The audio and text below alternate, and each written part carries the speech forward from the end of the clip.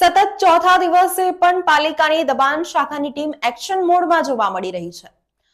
તપન પરમારના હત્યા બાદ વડોદરા મહાનગરપાલિકાની દબાણ શાખાની ટીમ એક્શન મોડમાં આવી ગઈ છે અને સતત ચોથા દિવસે પણ દબાણો દૂર કરવાની કાર્યવાહી હાથ ધરવામાં આવી છે.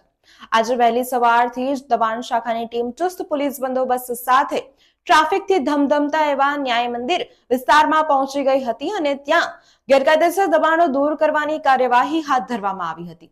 સાથે સાથે દૂધવાડા મોહલ્લા સાયકલ બજાર જેવા વિસ્તારોમાં પણ ગેરકાયદેસર દબાણો ઓટલા અને શેડ દૂર કરવામાં આવ્યા હતા. લારી ગલ્લા સહિતના સામાન જપ્ત કરવામાં આવ્યા છે. દબાણ શાખાની ટીમ દ્વારા આજે ચોથા દિવસે પણ કાર્યવાહી હાથ ધરવામાં આવી છે. 4 દિવસથી જુદા જુદા વિસ્તારોના ગેરકાયદેસર દબાણોનો પાલિકાની ટીમ દ્વારા સફાયો થઈ રહ્યો છે. વહેલી સવારે જ ટ્રાફિકથી ધમધમતા ન્યાય મંદિરની સામે આવેલા દૂધવાડા મોહલ્લા સહિત મદન ઝાપા રોડના સાયકલ બજાર અને ન્યાય મંદિર આસપાસના ગેરકાયદેસર દબાણો પોલીસ કાફલાને સાથે રાખીને પાલિકાની ટીમે સપાટો બોલાવ્યો હતો. ત્યારે મુસ્લિમ મહિલાઓ સહિતના ઉપલેટા ટોળાએ ઉગ્ર બોલાચાલી અને જીભાજોડી સહિત તું મેં કરતા પોલીસ મામલે સંભાળી લીધો હતો.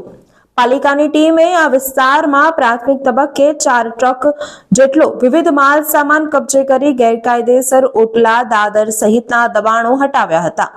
જોકે આ કામગીરી વખતે સાયકલ બજારમાંથી વેપારીઓએ દબાણો કરેલા રોડ રસ્તા સાવચેતી દાખવીને ખુલ્લા કરી નાખ્યા હતા, જેથી પાલિકાની ટીમે સાયકલ બજારમાંથી માલ સામાન કબજે કરવાના બદલે હાથ ઘસતા રહેવું પડ્યું હતું. ભાજપના પૂર્વ કોર્પોરેટર રમેશ પરમારના પુત્રની હત્યા થઈ ગઈ હતી. ત્યારબાદ વિવિધ વિસ્તારોમાંથી ગેરકાયદેસર દબાણો હટાવવાની કામગીરી પાલિકા તંત્રએ એકાએક યાદ આવી ગઈ છે. તાંદલજા, મચ્છીપીટ અને નાગરવાડાના ગેરકાયદેસર દબાણો હટાવીને પાલિકાની દબાણ શાખાની ટીમે 10 ટ્રક જેટલો માલ સામાન કબજે કર્યો હતો.